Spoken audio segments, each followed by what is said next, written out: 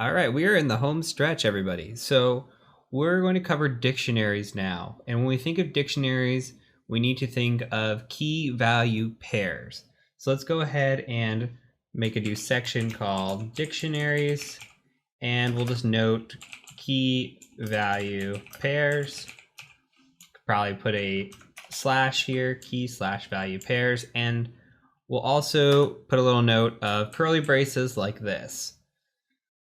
So let's talk dictionaries. So let's say we have a dictionary and we want to have a menu. Let's make a drink menu. Again, make this however you want. I'm going to make this based on some alcoholic beverages. You can absolutely make this more, PG or PG-13 or however you want to make it. But let's say a White Russian. We go to a bar, there's a White Russian on the menu, and that White Russian costs $7. And there's also an old fashioned, and we just say that's $10. And then we have a lemon drop, which is $8. So we've got these, and we'll close off this with a curly bracket. And this is what a dictionary looks like. So if you were to print out drinks, we would return our dictionary. So let's do that. If I would make this the correct syntax, this would work very well for me. I am human, after all. So you see here, White Russian 7, Old Fashioned 10, Lemon Drop 8. So what you can note here is that the drink is your key and your price is your value. So you have your key value pair here. So key value, key value, key value. Let's think of it as another way. We don't have to just have one parameter or one value. We have to have a key. We can have multiple values to a key.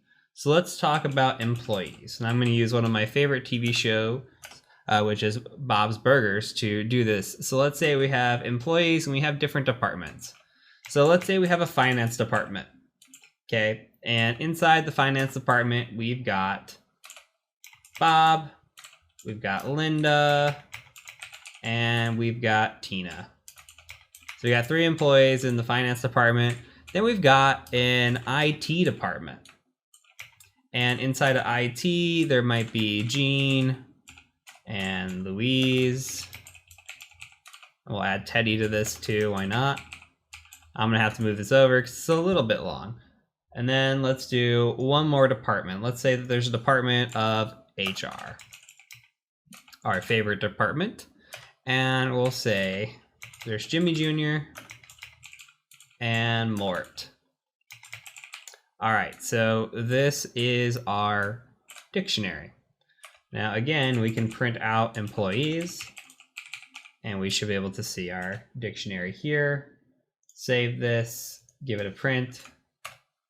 Okay, you can see finance has Bob, Linda, Tina. IT has Jean, Louise, and TD. And Jimmy Jr. and Mort are in HR. I'm going to fix this typo. And all right, so let's say that we want to add a new key value pair. Well, we can say, let's say there's a new department. And we could say there's a new department called legal. So employees, and let's add in legal. And then we'll say, in legal, there is Mr. Frond. All right.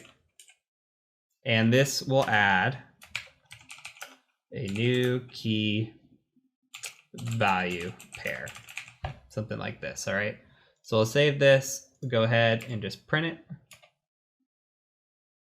And if I were to write print afterwards, print employees, and we'll save it. Let's print it one more time. Now you see that legal has been added with Mr. Frond working in legal. Okay, let's do another. Let's say that we've added somebody to the sales team, and let's do it this way. We didn't have a sales team before, but we do now. So we can also do an update, something like this. We could say update, and then we can add in sales. And we can say, hey, we've got a nice new sales team of Andy and Ollie. And it'll look something like this. So now when we print out employees, we should have Andy and Ollie on the sales team as well. So there's multiple ways to add in new key value pairs. So we can copy this and paste it over here as a key value as well. So we can also update things. This is the last thing I'm going to show you. We can also update things. So we could say, let's go back to our drinks. And let's say that we've got the White Russian. And let's say the White Russian is no longer $7. Our menu has changed and it's now $8. So we're going to make $8, then we'll just print out drinks. And we can save that, print it, and now you can see the White Russian is now $8 instead of $7 from before. We can also get some items out of a dictionary. So we say print drinks.get, and we'll just get the White Russian. And let's see what that returns. So you can pull specifically from a dictionary here. And you see that the White Russian has a value of 8. So this is it for dictionaries. You're not going to really see it come up in this course, but again, this is another valuable thing with Python to know. So we have covered lists, which have brackets like this. We've covered tuples, which have parentheses, and then now we have covered dictionaries, which have the curly braces. And now when you're reading code, you should be able to identify all of them differently. This is why this was important. Everything has been building upon up until this point, right? So now you should be able to identify, okay, I see those curly braces. You know, that's going to be a dictionary. Or I see these brackets here, that's going to be a list. So keep that in mind, and moving forward, you should be able to now start reading this code and understanding this code. And from the beginning, I told you we don't have to be developers, but we do have to be able to read code. So the more I show you, the better off that you're going to be. So we're going to wrap up this lesson. We've got a couple more before we start building our scripts, and we'll be good to go and move into hacking. So I will catch you over in the next lesson.